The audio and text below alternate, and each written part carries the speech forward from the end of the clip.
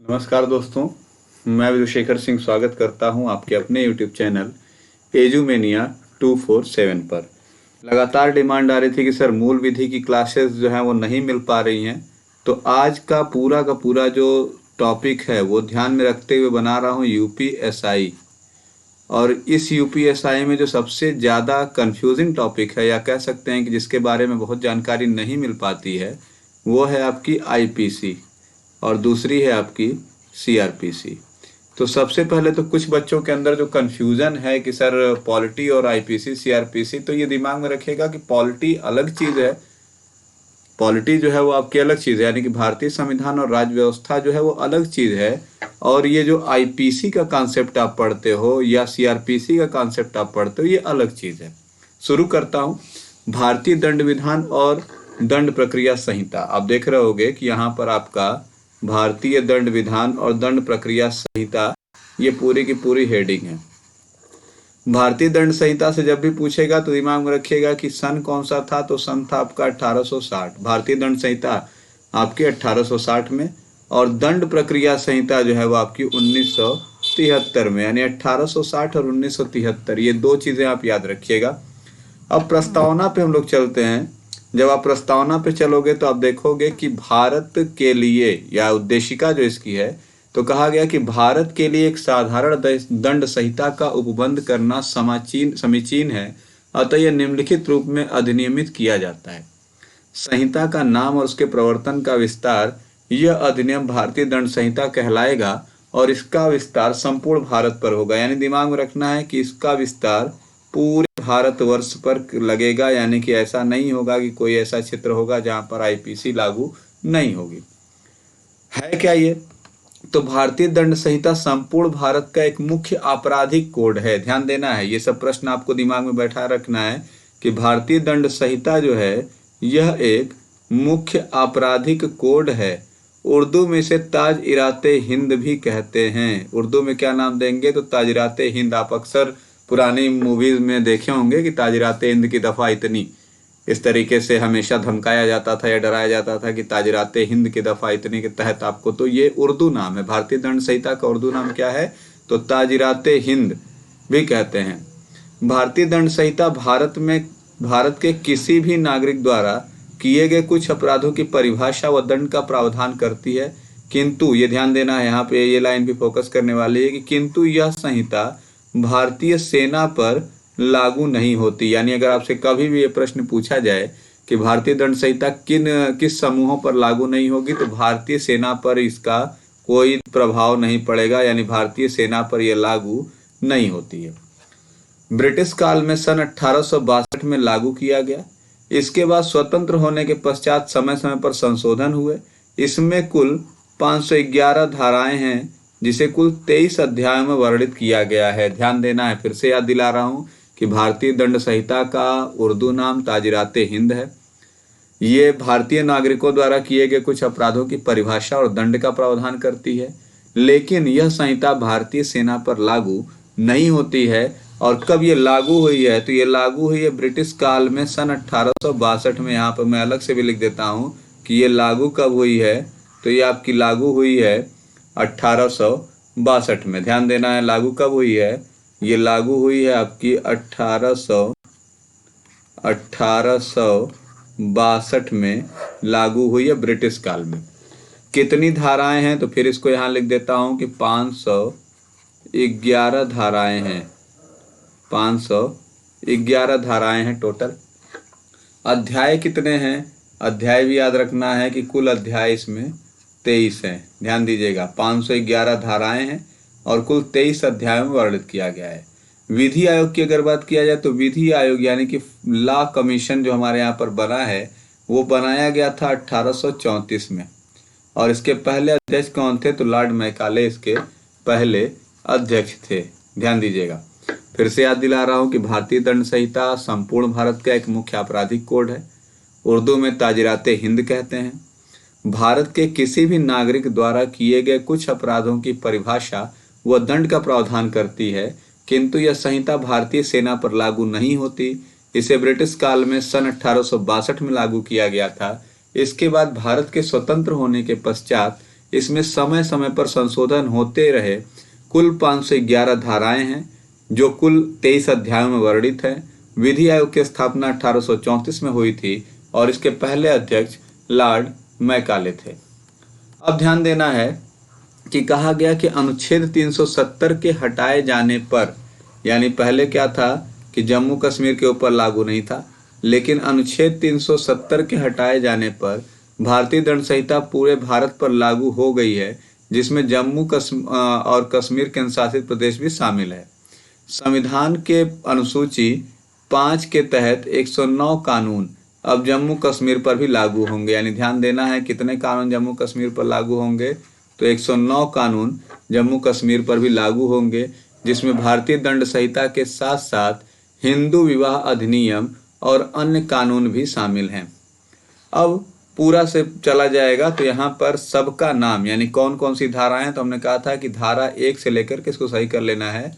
यह है आपका 511 धाराएं जो हैं, उन सारी 511 धाराओं का क्रमवार वर्णन है और सबके बारे में, क्योंकि परीक्षा में किसी के भी बारे में प्रश्न पूछ सकता है कि यह धारा जो है आईपीसी की यह धारा किससे रिलेटेड है।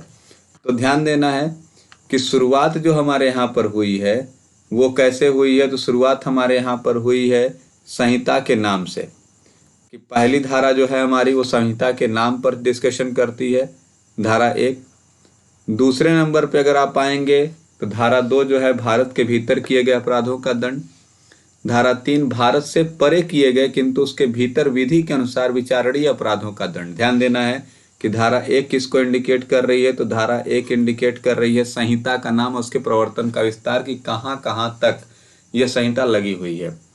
दूसरी जो धारा है वो क्या कह रही है, तो भारत के भीतर किए गए अपराधों का दंड। तीसरी जो धारा है वो कह रही है कि भारत से परे, यानी कि भारत से बाहर किए गए अपराध होंगे लेकिन विधि के अनुसार विचारणीय अपराधों का दंड। उसके अलावा धारा 4 राज्य क्षेत्रातीत अपर्देशीय अपराधों पर संहिता का विस्तार। धारा 5 कुछ विधियों पर इस अधिनियम द्वारा प्रभाव न डाला जाना। धारा 6 संहिता में की परिभाषाओं का अपवादों के अध्ययन समझा जाना। एक बार स्पष्ट धारा 7 जो है वो स्पष्टीकृत वाक्यांश का अभिप्राय, यानी शुरुआत की जो 3 धाराएं उनको एकदम आपको याद रखना है कि धारा 1 में क्या लिखा गया है, तो संहिता का नाम और उसके प्रवर्तन का विस्तार। धारा 2 में क्या किया गया है, तो भारत के भीतर किए गए अपराधों का दंड। धारा 3 में कि भारत से बाहर किए गए किंतु उसके भीतर विधि के अनुसार विचारणीय अपराधों का दंड। अब आते हैं किस धारा में जनता की चर्चा की गई है, तो आप देख रहे हो कि धारा 12 जो है यहाँ पर जनता या जनसामान्य की चर्चा की गई है। फिर उसके बाद आप आएंगे तो शुरुआत की जो धाराएं हैं जो कि ब्रिटिश गवर्नमेंट से ही हैं, तो इसलिए उनसे अभी तक अमेंडमेंट नहीं हुए हैं। लेकिन अगर बात किया जाए कि किस तरीके से मेन पर हम लोग चल रहे हैं, कि धारा 22 जो है वो चल संपत्ति को इंडिकेट करती है। जहां मैं घेरा बना रहा हूं उसको आप जरूर नोट करेंगे, क्योंकि ये प्रीवियस ईयर एग्जामिनेशन में या तो पूछी गई धाराएं हैं या तो मोस्ट इंपॉर्टेंट धाराएं हैं जिनसे प्रश्न बनने की संभावना ज़्यादा है। आगे चलता हूं, किसमें 24 में धारा 24 के अंदर बेईमानी की बात की गई है, कि अगर आपसे पूछा जाएगा कि बेईमानी की बात कहाँ की गई है, तो धारा 24 में बेईमानी की बात की गई है। धारा 25 में कपटपूर्वक की बात की गई है। धारा 26 में विश्वास करने के कारण की बात की गई है। तो ये सब धाराएं जो हैं ये आपकी इम्पोर्टेंट हैं। आगे चलते हैं। फिर उसके बाद जो मुख्य धाराएं हैं, धारा 43 में अवैध शब्द को डिफाइन किया गया है। ध्यान देना है कि अवैध शब्द को किस धारा में डिफाइन किया गया है, तो अवैध शब्द को धारा 43 में डिफाइन किया गया है। मृत्यु किस में डिफाइन किया गया है, तो धारा 46 के अंदर मृत्यु की डेफिनेशन दी गई है। फिर उसके बाद आगे चलते हैं, धारा 54 जो आईपीसी की धारा जो 54 है वो मृत्यु दंडादेश का रूपांतरण, जो आप पढ़ते होंगे राष्ट्रपति को एक विशेषाधिकार दिया है, तो मृत्यु दंडादेश का रूपांतरण कहाँ डिफाइन किया गया है, तो ये डिफाइन किया गया धारा नंबर 54 के अंदर। धारा 54 में ये चीज़ डिफाइन की गई है। फिर उसके बाद आगे चला जाए तो जो मुख्य धाराएं हैं और आगे बढ़ता हूँ, तो धारा 63 की अगर बात करेंगे आप, तो धारा 63 जो है ये आर्थिक दंड जुर्माने की रकम, ये सब डिफाइन है। मतलब ये समझ में रखिएगा कि यहाँ आर्थिक दंड या जुर्माना लगाना नहीं है, यहाँ आर्थिक दंड और जुर्माने की रकम की डेफिनेशन यानी इसको परिभाषित किया गया कि आर्थिक दंड होता क्या है या जुर्माने की रकम होती क्या है, ये आईपीसी की धारा 63 में डिफाइन की गई है। फिर उसके बाद आगे चलते हैं तो थोड़ा सा प्रश्न हम लोग देख लेते हैं यहाँ से। हाँ, ये आपका यहाँ पर 7 वर्ष के कम आयु के शिशु का कार्य धारा 82 में डिफाइन किया गया है कि 7 वर्ष, जिसको हम लोग बाल मजदूरी कहते हैं, तो बाल मजदूरी इस तरीके के।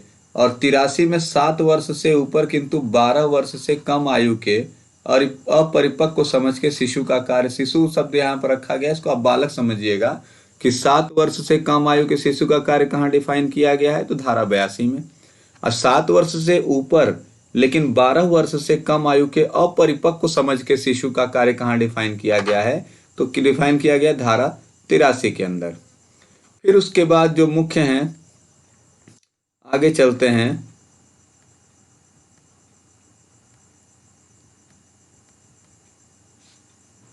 धारा 109, ये भी बड़ी इंपॉर्टेंट धारा है, धारा 109। इसमें क्या है कि अपराधों के लिए उकसाने के लिए दंड यदि दुष्प्रेरित कार्य उसके परिणाम स्वरूप किया जाए और जहां तक कि उसके दंड के लिए कोई स्पष्ट प्रावधान नहीं है। मतलब अगर आप किसी को उकसाते हो कि जाओ उसको मार दो या जाओ उसको पीट दो, अगर इस तरीके का, तो इसकी डेफिनेशन कहाँ गया, तो इसको कहा गया दुष्प्रेरित कार्य। दुष्प्रेरित का, उत्प्रेरित का अपोजिट शब्द है, उत्प्रेरित अच्छे पॉजिटिव सेंस में लिया जाता है। दुष्प्रेरित का मतलब कि किसी को बुरे कार्य के लिए प्रेरणा प्रदान करना, या अगर कोई आपसे सीख रहा है, आपके कहने पर जा रहा है, तो इसको डिफाइन किया गया है 109 में। और दुष्प्रेरण के दंड के बारे में बात की गई है धारा 110 में, यानी 109 में दुष्प्रेरण के बात की गई है। और दंड का डेफिनेशन किस में दिया गया है, तो वो दिया गया है धारा 110 में।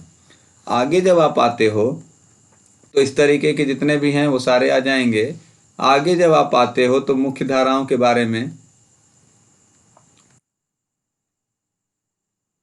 जो आने की संभावना ज्यादा है,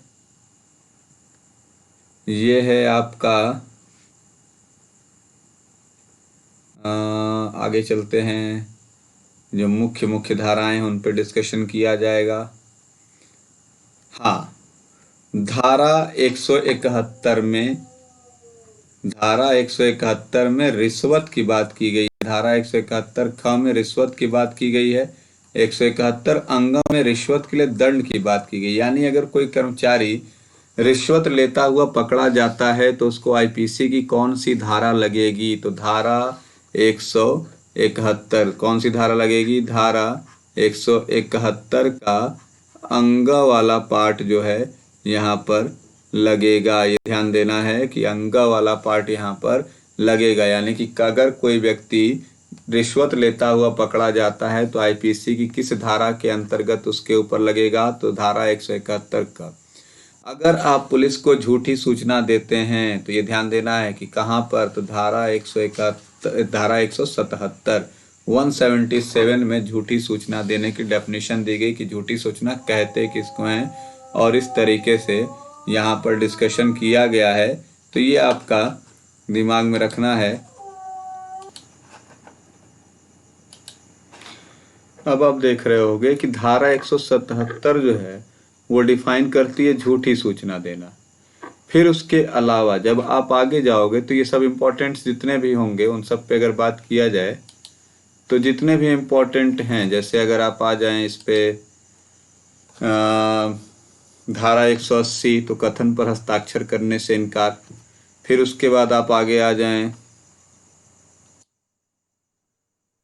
फिर उसके बाद झूठा साक्ष्य देना। यहाँ से प्रश्न बने हैं कई बार कि किस धारा में झूठा साक्ष्य देना है, तो 191 में झूठा साक्ष्य देना, यानी कि झूठा साक्ष्य देना 191 में और झूठा साक्ष्य गढ़ना ये 192 में। यहाँ दोनों जगहों पर तो डेफिनेशन है, लेकिन इसके लिए कहाँ पर दंड है, तो 193 में दंड, यानी 191 192 और 193, यानी 191 में झूठा साक्ष्य गढ़ने की बात देने की बात की गई, 192 में झूठा साक्ष्य गढ़ने की बात की गई और 193 में मिथ्या साक्ष्य के लिए दंड की चर्चा की गई। अब आगे चलेंगे जब हम लोग तो आगे इसी तरीके की चीज़ें हैं। बेस्ट चीज़ों पर अगर हम लोग बात करें तो असली चीज़ जो शुरू होती है वो हम लोग के जो काम की, जहाँ से, हाँ देखिए 230 से शुरुआत होती है।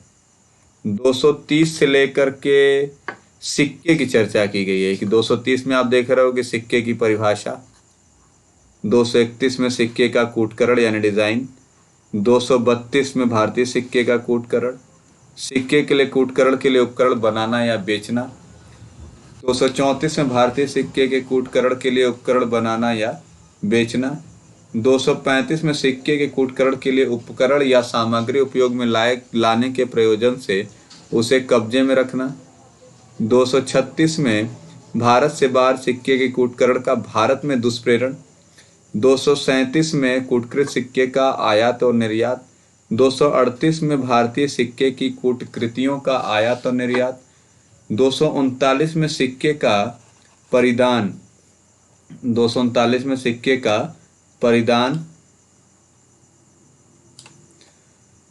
जिसे कूटकृत। अब देख रहे हो कि आपका धीरे धीरे कहाँ तक जा रहा है ये आपका 248, 249, 250 से लेकर के 254 तक, यानी कि कहाँ से 254 तक ध्यान देना है कि 230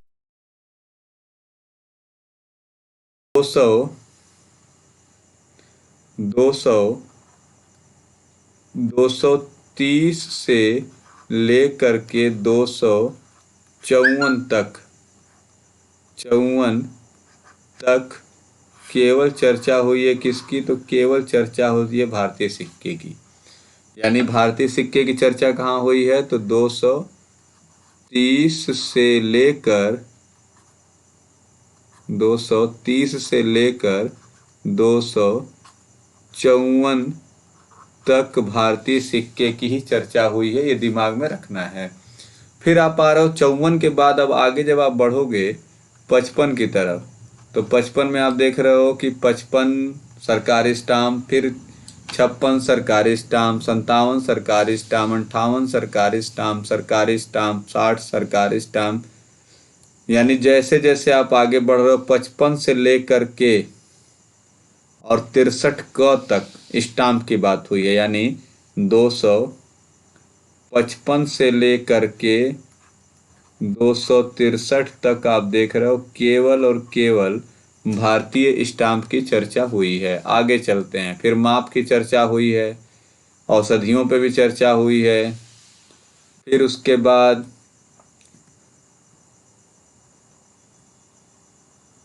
आगे चला जाए। अब हमारे यहाँ पर जो सबसे इम्पोर्टेंट हैं, जहाँ से प्रश्न आते हैं, ध्यान दीजिएगा, 298 से लेकर के सबसे ज़्यादा इम्पोर्टेंट पॉइंट पे अब हम लोग पहुँचे हैं। 298 धार्मिक भावनाओं को ठेस पहुँचाने के सविचार आशय से शब्द उच्चारित करना। यानी किसी धर्म विशेष को अगर आप अपशब्द बोल रहे हो और ठेस पहुँचाने का उद्देश्य भी आपका है, तो इसको डिफाइन किया है 298 में। मानव वध की अगर बात किया जाए तो ये है आपका 299 में। हत्या की बात किया जाए तो 300 में। 301 क्या है कि जिस व्यक्ति की मृत्यु कारित करने का आशय था उसे भिन्न व्यक्ति की मृत्यु करके आपराधिक मानववध करना। तो इसका मतलब अगर आपसे पूछेगा कि गैर इरादतन हत्या, तो वो 301 में। 302 में हत्या के लिए दंड, यानी 300 में हत्या की डेफिनेशन दी गई है और 302 में हत्या के लिए दंड की बात की गई है। 303 में आप आओगे तो आजीवन कारावास से दंडित व्यक्ति द्वारा हत्या के लिए दंड, यानी कोई व्यक्ति आजीवन कारावास से पहले से ही दंडित है और उससे भी वो भी अगर हत्या करता है तो उसके लिए क्या प्रावधान है, ये आपका डिफाइन होता है किसमें? तो ये डिफाइन होता है 303 में। फिर उसके बाद 304 में आप आओगे तो हत्या की श्रेणी में न आने वाली गैर इरादतन हत्या के लिए दंड, यानी 301 में गैर इरादतन हत्या की डेफिनेशन थी कि गैर इरादतन हत्या कहेंगे किसको, और 304 में गैर इरादतन हत्या के लिए दंड की बात की गई है। फिर उसके बाद 304 क में उपेक्षा द्वारा मृत्यु कारित करना, मतलब किसी को आप इतना परेशान कर दो, इतनी उसकी उपेक्षा कर दो कि उसके वजह से मृत्यु हो जाए। 304 ख में दहेज मृत्यु की चर्चा की गई है। 305 में शिशु या उन्मत्त व्यक्ति की आत्महत्या का दुष्प्रेरण, यानी किसी भी पागल व्यक्ति या किसी बच्चे को इतना ज़्यादा दुष्प्रेरित कर दिया जाए, प्रताड़ित कर दिया जाए विचारों से कि वो आत्महत्या कर ले, तो उसका बात किया गया 305 में। 306 में आत्महत्या का दुष्प्रेरण। 307 में हत्या करने का प्रयत्न, यानी आपने प्रयत्न किया लेकिन वो मरा नहीं, वो उस मृत्यु को प्राप्त नहीं हुआ। और 308 में ध्यान देना है कि 302 में आपका डिफाइन किया गया है हत्या के लिए दंड को। 304 में डिफाइन किया गया गैर इरादतन हत्या को। 304 ख में दहेज मृत्यु। 306 में आत्महत्या का दुष्प्रेरण। 307 में हत्या का प्रयत्न। और 308 में गैर इरादतन हत्या का प्रयास, यानी आप उस व्यक्ति को मारना नहीं चाहते थे लेकिन फिर भी आपने प्रयास किया, तो गैर इरादतन हत्या का प्रयास। फिर उसके बाद गर्भपात, ये भी बड़ा इंपॉर्टेंट पॉइंट है। गर्भपात का के लिए कहाँ पर है, तो गर्भपात आपका 312 से शुरू है। गर्भपात पारित करना, स्त्री की सहमति के बिना गर्भपात पारित करना, गर्भपात पारित करने के आशय से किए गए कार्यों के कारण मृत्यु हो जाए तो 314 में उसको डिफाइन किया गया। शिशु का जीवित पैदा होना रोकना या जन्म के पश्चात उसकी मृत्यु कारित करना, ये 315। तो ये सब आपके शिशु से रिलेटेड हैं। फिर उसके बाद एसिड अटैक, इससे भी प्रश्न बन रहे हैं। एसिड हमला किसमें है, तो 326 क के अंदर, क्योंकि 326 में क्या है, तो खतरनाक आयुधों, हथियारों द्वारा या साधनों द्वारा स्वेच्छापूर्वक घोर उपद्रव कारित करना, यानी आप खतरनाक आयुधों का प्रयोग करके किसी के ऊपर प्रयोग करते हैं। और 326 ख के अंदर क्या है, तो एसिड हमला करने का प्रयास, यानी आपने एसिड से अटैक किया लेकिन सामने वाले को क्षति नहीं पहुंची, तो 326 ख के अंदर आएगी। फिर उसके बाद आगे चला जाए तो इम्पोर्टेंट चीजों पर फिर से आते हैं। 351 के अंदर आपका हमला होगा। 351 के अंदर आपका हमला, ये डिफाइन किया गया है। 354 का जो है वो यौन उत्पीड़न को दिखाता है। 354 में ध्यान दीजिएगा कि 354 में स्त्री की लज्जा भंग करने के आशय से उस पर हमला या आपराधिक बल का प्रयोग, ये तो दिखाई देता है किसमें, 354 में। ये आपका दिखाई देगा कहाँ, 354 के अंदर यौन उत्पीड़न दिखाई देगा आपका 354 क के अंदर। फिर जब आप आगे चलते हो तो जितने भी अपहरण वाले हैं, तो अपहरण आपका डिफाइन किया गया है किसमें, तो ये डिफाइन किया गया है 362 के अंदर। अपहरण आपका 362 के अंदर। फिर उसके बाद आप आगे बढ़ा जाए तो फिरौती के लिए अपहरण, ये सब उसी के अंदर आ जाएंगे। उसके बाद बलात्कार के लिए दंड कहाँ पर है, तो आर्टिकल धारा जो है 376 के अंदर डिफाइन किया गया है बलात्कार के लिए दंड। जहाँ जहाँ मैं गोला कर रहा हूँ, जहाँ जहाँ को मैं उसको हाईलाइट कर रहा हूँ, ये दिमाग में रखिएगा कि ये सब प्रश्न जो हैं वो इम्पोर्टेंट हैं, जो आईपीसी के अंदर पूछे जाते हैं ज़्यादातर। 376 में बलात्कार है, दंड है।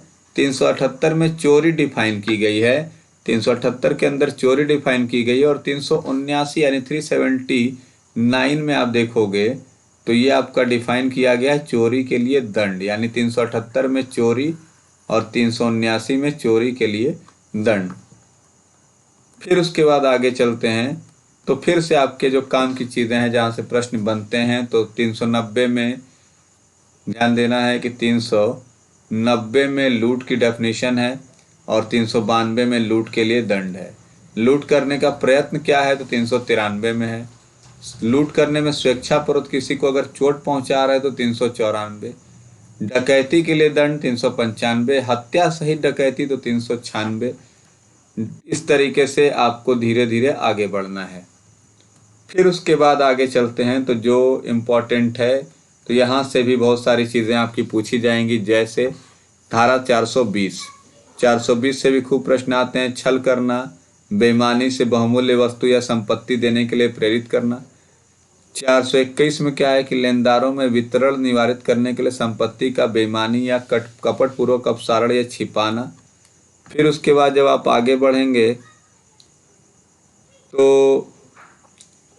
इस तरीके के बहुत ही इम्पोर्टेंट तो नहीं दिखाई दे रहे हैं, फिर उसके बाद आप आते हो, हाँ, 451-52 भी आपको याद रखना होगा। तो 452 आपका है कि बिना अनुमति घर में घुसना, चोट पहुंचाने के लिए हमले की तैयारी, हमला या गलत तरीके से दबाव बनाना। ये सब भी आपके प्रश्न बनते हैं कि 452 के अंदर। फिर उसके बाद आगे चला जाए, उसके बाद जब आप आगे बढ़ोगे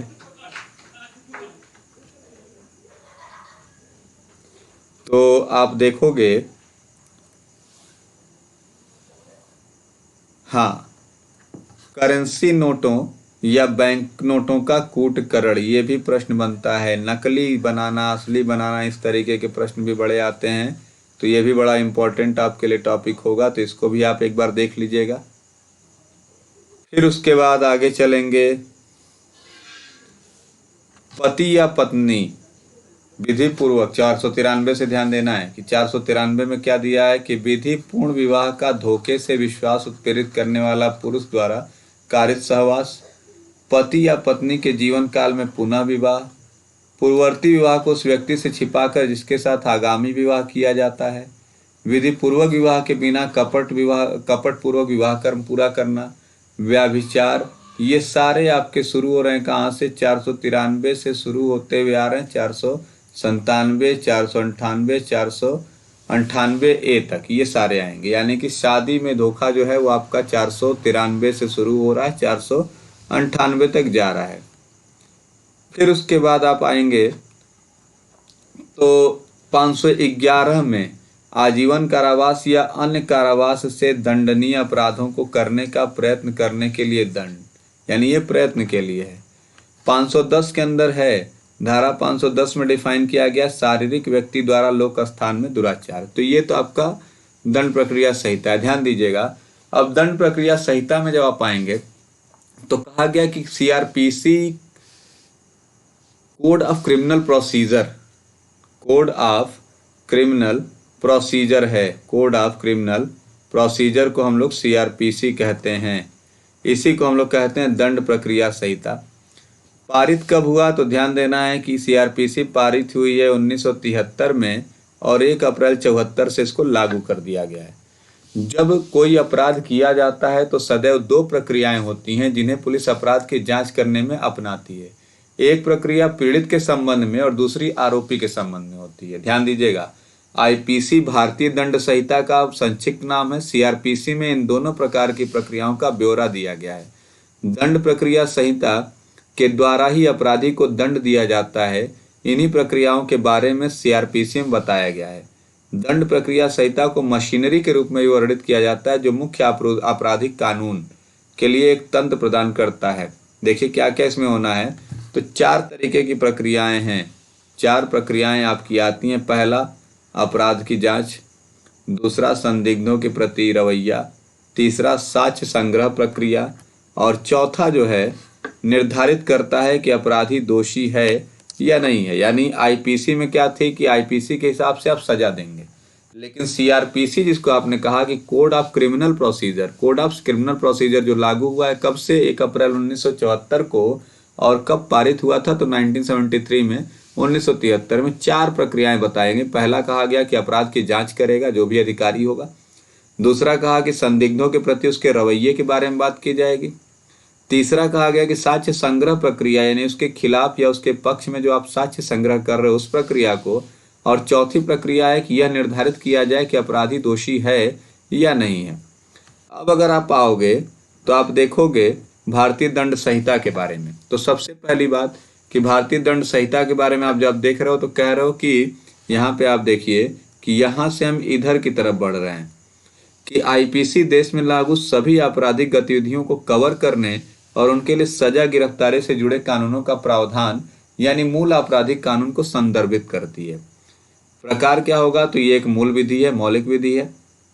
आईपीसी को लागू करने का मुख्य उद्देश्य पूरे भारत में एक तरह की दंड संहिता लागू किया जा सके ताकि अलग अलग क्षेत्रीय राज्य कानूनों की जगह एक ही कानून हो सके। और कार्य क्या है तो यह विभिन्न अपराधों और उनकी सजा को सूचीबद्ध करता है। यानी ये हम लोग पहली डेफिनेशन पढ़ रहे हैं आईपीसी में, फिर से डिफाइन कर रहा हूँ कि आईपीसी है क्या या भारतीय दंड संहिता है क्या, तो कहा गया कि आईपीसी देश में लागू सभी प्रकार की आपराधिक गतिविधियों को कवर करने, उनके लिए सजा, गिरफ्तारी से जुड़े कानूनों का प्रावधान अर्थात मूल आपराधिक कानून को संदर्भित करती है। मौलिक विधि से इसको हम लोग यूज करेंगे। उद्देश्य या इसका टारगेट क्या है, तो आईपीसी को लागू करने का मुख्य उद्देश्य पूरे भारत में एक प्रकार की दंड संहिता लागू की जा सके और अलग अलग क्षेत्रीय राज कानूनों की जगह एक सिंगल लॉ जो है वो पूरे भारतवर्ष में लागू हो सके। कार्य क्या है, तो कहा गया कि यह विभिन्न अपराधों और उनकी सजा को सूचीबद्ध करता है। अब आगे चलते हैं, तो आगे आपका दंड प्रक्रिया संहिता की जब आप बात करोगे तो दंड प्रक्रिया संहिता का मतलब क्या है कि सीआरपीसी जो है वो आपराधिक कानून प्रक्रिया को विनियमित लागू करने की एक प्रक्रिया है जिसे आपराधिक मामलों के दौरान पालन किया जाना चाहिए। ये प्रक्रिया विधि है। इसका उद्देश्य क्या है कि दंड प्रक्रिया से संबंधित कानून को मजबूती से पालन कराया जा सके और इसका कार्य क्या है कि आपराधिक मामलों में विभिन्न प्रकार की ली गई प्रक्रियाओं के बारे में बताता है। यानी कि सीआरपीसी जब पूछेगा, क्रिमिनल कोड या कोड ऑफ क्रिमिनल प्रोसीजर की जब आप बात होती है तो वहां पर कहा जाता है कि किस तरीके से आईपीसी को लागू कराया जाए। कोड ऑफ क्रिमिनल प्रोसीजर लागू कब हुआ है, तो 1 अप्रैल 1974 को लागू हुआ, 73 में कानून बना था। क्लियर। इसमें आईपीसी के अंदर मौलिक विधि होगी और सीआरपीसी के अंदर प्रक्रिया विधि होगी। सीआरपीसी क्या है, तो आईपीसी को मनवाने का एक तरीका है। जो अधिकारी होगा उसको किस तरीके से केस को जांच करना ये सीआरपीसी बताती है और उस केस के अंदर अपराधी के ऊपर क्या दंड लगेगा ये आईपीसी बताती है। तो सीआरपीसी और आईपीसी ये ऐसे पॉइंट्स हैं कि जो आपके एग्जामिनेशन के पॉइंट ऑफ व्यू से तो बड़े ही इंपॉर्टेंट पॉइंट है और साथ साथ आपको व्यक्तिगत जानकारी भी होनी चाहिए कि किस अपराध की क्या सजा है। तो ज़्यादातर इंपॉर्टेंट सेक्टर्स के बारे में मैं डिस्कशन कर चुका हूँ। उम्मीद करता हूँ कि आपको वीडियो बहुत पसंद आया होगा और अगर आपको लगता है कि ये वीडियो आपके फायदे का है, इस वीडियो से आपको कुछ फायदा मिलने वाला है, तो लाइक, शेयर और सब्सक्राइब करना मत भूलिएगा। ज़्यादा से ज़्यादा दोस्तों